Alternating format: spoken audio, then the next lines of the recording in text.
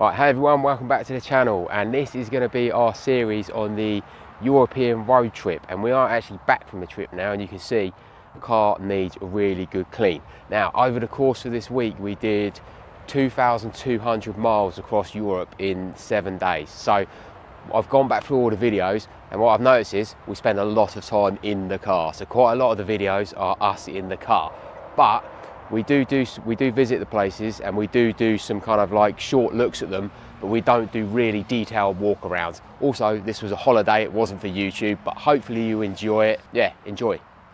Right, welcome to day one of the European tour in the Z4. So if you didn't watch my prep video, which you probably didn't because no one's watched it, we are doing a European tour in my 2020 G29 2-litre Z4, and we are with my friend Steve, who is in his 2009 3-litre E89. So it's me, my son Steve, and his nephew Will.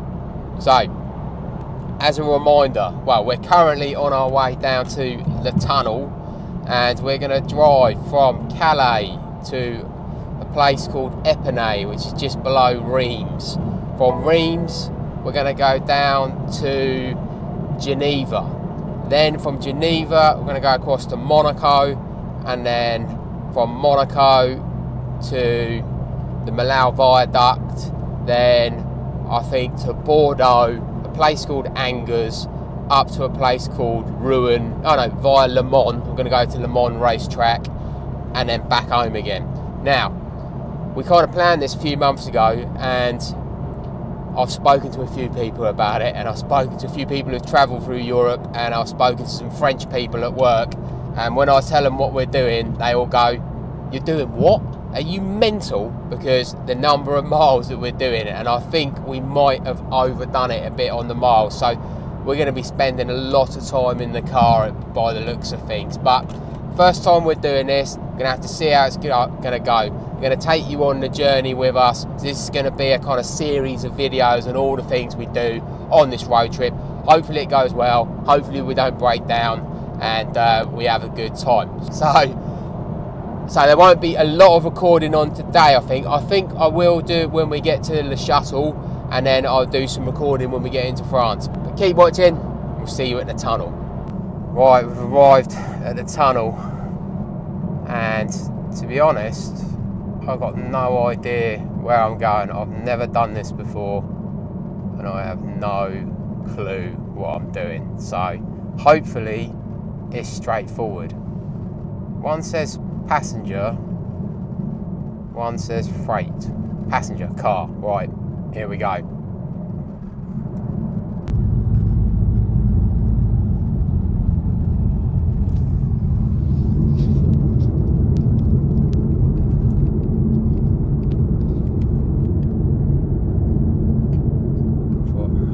We've arrived at the tunnel, and we're at the entrance. It's quite busy, but actually quite early. We've made the trip in about 2 hours, so we're here a little bit early.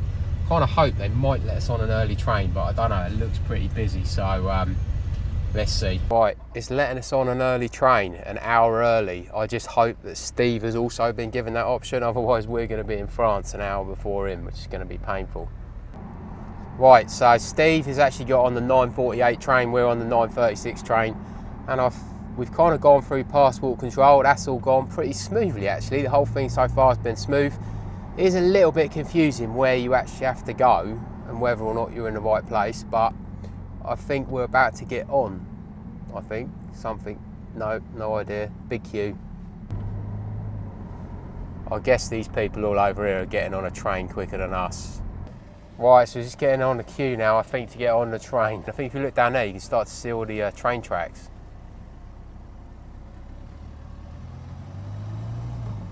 What we're also going to try and do on this trip is add up all the costs. So we're going to add up all the miles that we do, the toll roads, the petrol costs, the hotel costs, any other costs, and then we'll give you a kind of rough idea of how much all of this costs.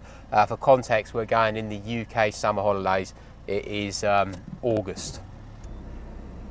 Yes, this is something I've seen on other YouTube channels where people get on here and it looks like it's really kind of like tight and then you have to turn around. I've kind of resigned myself to the fact that I'm going to curb my wheels multiple times on this trip, and I've just got to accept it. I think I've already done it once at the ticket booth, and I'll just have to get them repaired when I get home. Ah, there's people who are going up there, up a ramp. Oh, he wants us to go down. Go up the ramp, go up the ramp. We're going up the ramp then? Yep. That's pretty safe. It's actually alright. It's pretty wide. Oh gee, this looks tight and I can't really see what I'm going for. Go forwards. Something deep in. That is tight. Oh, there are windows. Thank you.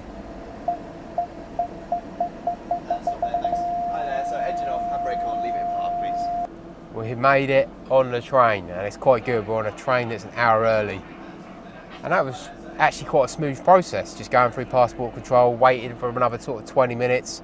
You can go to the toilets. There's toilets right by there where you're waiting in the lanes, and there's also a burger van as well if you want to get like burgers or coffees or anything like that. And yeah, now we're on a train. I think it's a 35-minute journey, and then we're in France. Bonjour.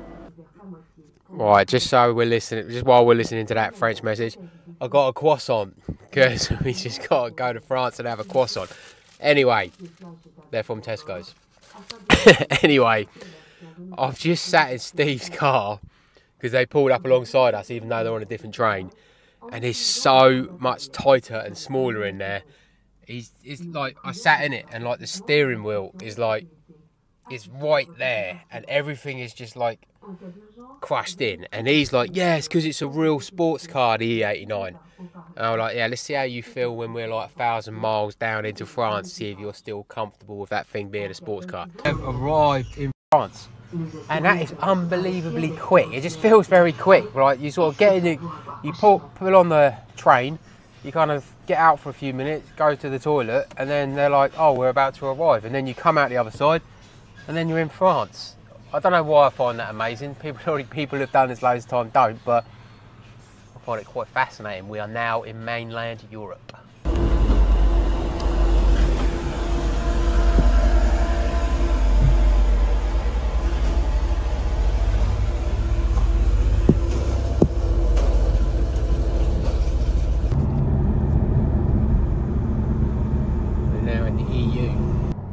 This is like the weirdest experience ever. I've never done it before. I'm driving a right-hand drive car on the wrong side of the road. And it's kind of bizarre when you go around roundabouts and like the oncoming traffic is on the passenger side, and it's just like screwing with my mind. Steve is a little bit behind us and he's got no sat-nav. This is how disorganised. All right, something I need to tell you about Steve. He's the most disorganised guy ever. I'm the organised one. I've booked all the hotels, I've done everything, and he's one of them people that just floats through life and everything works itself out. And it works out well for him. I'm not knocking him, but he's just like, he's got no sat nav. He's just, oh, I'll just follow you. But he's quite a way back at the moment. Yeah, I'm trying to sort of concentrate on my driving because I've got no idea what's going on, and this is just a bit of an odd kind of experience. Right, Steve's caught us up now, he's behind us. We're on a toll road, we're on our way to Reims. We've got 2 hours and 41 minutes, 284 kilometres down to Reims.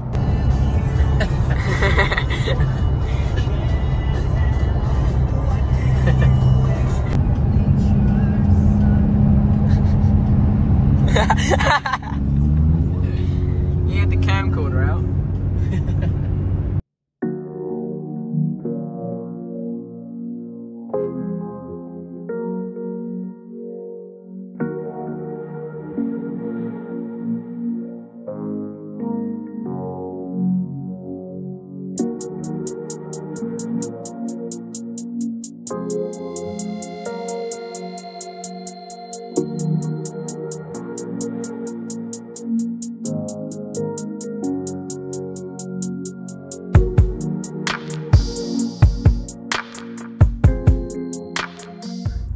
First stop at the service station.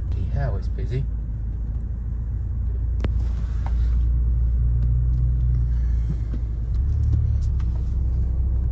This is very busy. Yeah, it looks like loads of people have had the same idea. This is a really, we've done our first stop at the services, and this is really busy. Like, cars all over there, just trying to get through to go parking to go into the services. This is mayhem. Never seen a services this busy before. This is mental. Right, don't stop here. We're 113 k's to go, heading down towards Reims. Yeah, fuel is about 154. I know, that's what I said on the way down. It's expensive. I thought it was going to be cheaper here. Yeah, I thought that. So here we are on the motorway. Yeah, it'd probably be cheaper in town, but I just cannot believe how busy this is. It's mental. No, yeah. We've got these walkie-talkies. It's a really bit of a lifesaver. Hola.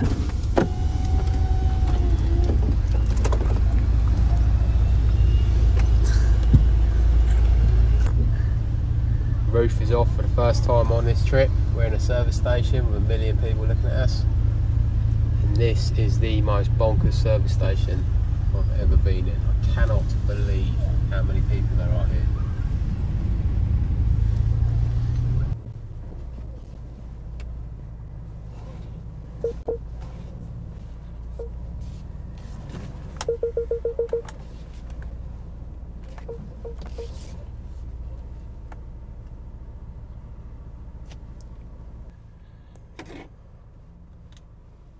Back on the road, we've got just over an hour to go, and we're on this toll road that's taking us down to Reims, and it's just been a dream to drive, really. It's just one straight road all the way to where we want to go.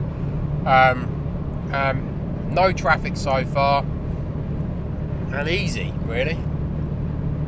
Right, we're finally off the motorway. We're 20 minutes from our destination, and we're out in the countryside and the roof is down. Steve is behind us. He's got his roof down. He had to stop to put his roof down, that's the only thing. We're now out in the countryside. Got no idea what this Epinay place is like.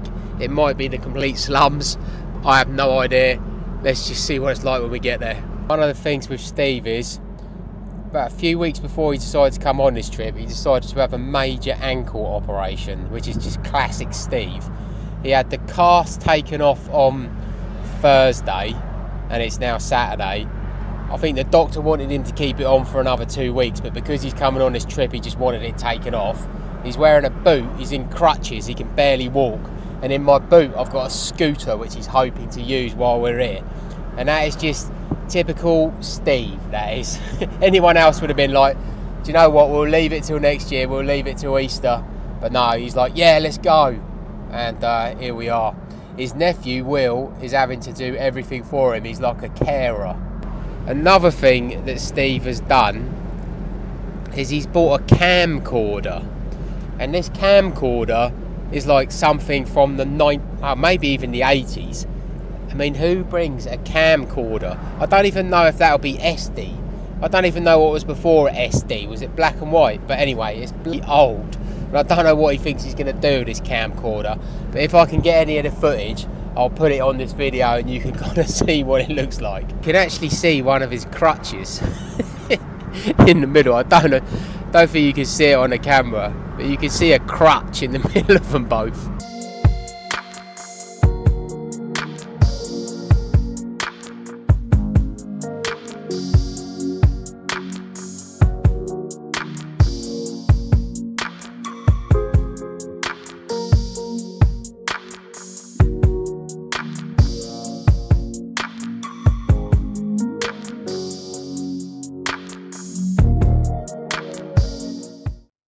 Right, we've arrived at the first place, which is an Ibis hotel budget in a little place called Epinay. It's alright, it's just basic Ibis stuff. Bathroom's quite modern, and we got like, yeah, we got a double bed and a single bed and a strange little window. nightmare. We're going to go for a walk up into the kind of centre-ville of Epinay and see what it's all about.